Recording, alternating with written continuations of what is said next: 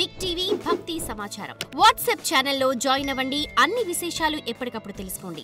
శవం ఎదురొస్తే కూడా మంచిదంటారు కదా గురుగారు, నిజమేనా? ఏ ప్రయాణం మీద శవం ఎదురు రావాలి అని అంటే శవం అనకూడదు. శివం అంటే మంగళం. అందుకని శివం అంటారు. ఆ పరమేశ్వరుడు అనుగ్రహంగా భావిస్తాం కాబట్టి శివం అంటే మంగళం ఎదురొచ్చిందండి అని చెబుతారనమాట. ఇప్పుడు ఒకవేళ అలాగని ఎదురొస్తే అవకాశం ఉన్నంత మేర అది అశుభం అయితే 100% కాదు.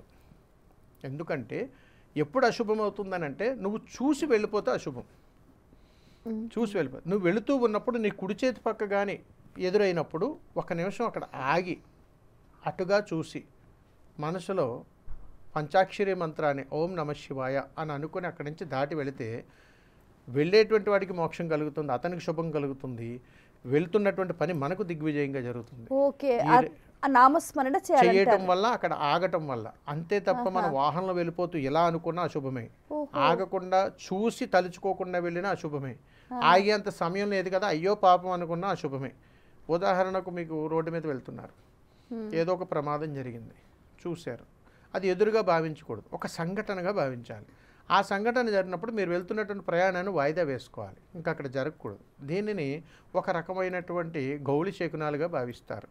ఈ గౌళి శకునాలు ఎప్పుడు కూడా కాస్త ఇబ్బందులనే తీసుకొస్తూ ఉంటాయి. గురుగారు, ఇప్పుడు కొంతమంది ఏంటంటే బయలుదేరి ఇంట్లో నుంచి వెళ్ళేటప్పుడు పిల్లి అలా అడ్డంగా వెళ్ళింది అనుకోండి, పిల్లిని పార్వతీదేవిగా అంటూ ఉంటారు. మరి పిల్లి ఎదురొస్తే మరి శుభమా అశుభమా? చాలా చక్కగా అడిగారు తల్లి. ఈ పిల్లి శకునాల్లో చాలామంది అమంగళంగా భావిస్తుంటారు. కానీ పిల్లి నేను కనిపిస్తే పార్వతీదేవి అని అనుకుంటారు. అదే పిల్లిని కూర్చోబెట్టి పూజ చేయండి. మరి ఇప్పుడేగా చెప్పారు పిల్లిని కూర్చోబెట్టి పూజ చేస్తారా గురుగారు? అందుకని పిల్లిని మంచిగా భావించేటువంటి భావాల్లో 4 రకాల విధానాలు ఉంటాయి. ఎందుకంటే పిల్లి ఎదురొచ్చినప్పుడు మనం ఏదైనా కార్యక్రమాలకు వెళ్తున్నప్పుడు మన ఇంట్లో ఎవరైనా ఆడపిల్లలు బహిష్టు సమయాల్లో కానీ ఉంటే అది అపశకునంగా భావిస్తారు. అదేవిధంగా ఇంట్లో ఎవరైనా రోగిష్ఠులు ఉంటే పిల్లి ఎదురొస్తే అది అపశకునంగా భావించాలి. మరి ఈ విధానాలు తెలుసుకోవాలి. అదేవిధంగా మన ఇంట్లో ఎవరైనా కోర్టు కేసులు, పోలీస్ స్టేషన్లు, వైరాగ్యాలతో ఉన్నప్పుడు పిల్లులు ఎదురొస్తే అపశకునాలే ఎదురవుతాయి. అసలు ఈ కోర్టు కేసులకు శకునాలకు ఏం సంబంధం? ఖచ్చితంగా ఉన్నాయి తల్లి. కాలము ప్రతి దానికి పరమార్థాన్ని తెలియజేస్తుంటుంది.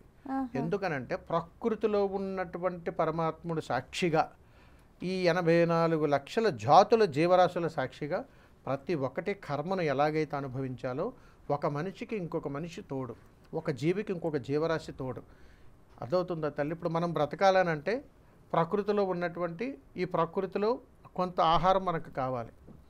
2 రకాల ఆహారాలు తీసుకునే వాళ్ళు ఉన్నారు. జీవనాధారం అవి బ్రతకాలంటే ఇంకొక జీవి, అవి బ్రతకాలంటే ఇంకొక జీవి. ఎలాగైతే మనకి మనుగడకు ఒకదానికొకటి లింక్ ఉందో ప్రతి దానికి శాస్త్ర విధానాలు ఉన్నాయి. వీటిని కొట్టిపాడేయాలంటే దాని మీద మనం దృష్టి పెట్టం. కొట్టే తెచ్చే ప్రయాణంలో ఇప్పుడు మనం బ్రతుకుతున్నాం. అంత కూలంకుషంగా లోపలికి వెళ్ళి దాన్ని పరిశీలన చేసి దాని లోతుల్లో ఏమన్నాయో తెలుసుకుని చేసేటువంటి సమయాలు ఎవరికి ఉండటం లేదు.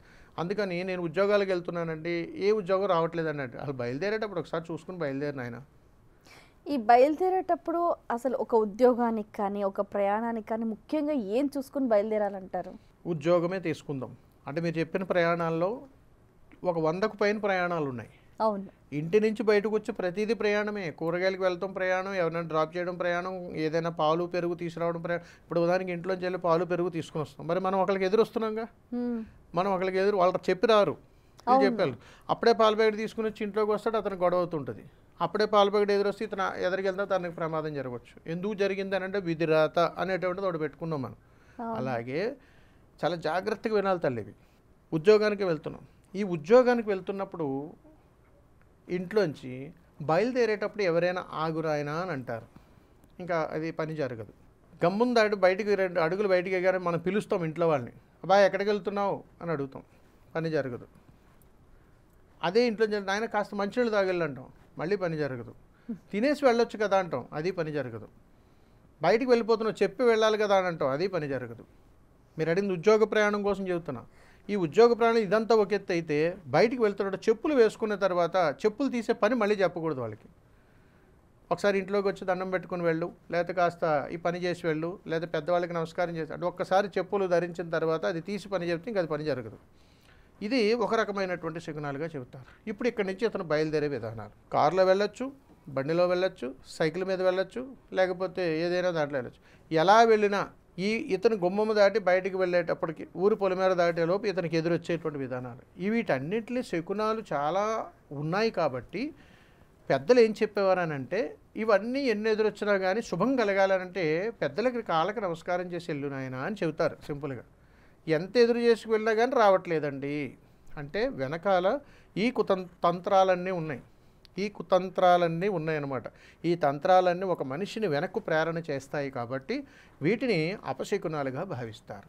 అందుకని మీరు ఎప్పుడైనా గమనించండి, గ్రామాల్లో ఉన్నటువంటి దేవాలయాలు ఉత్సవాలు జరుగుతున్నప్పుడు గ్రామం అంతా మమేకమై చేస్తుంటుంది.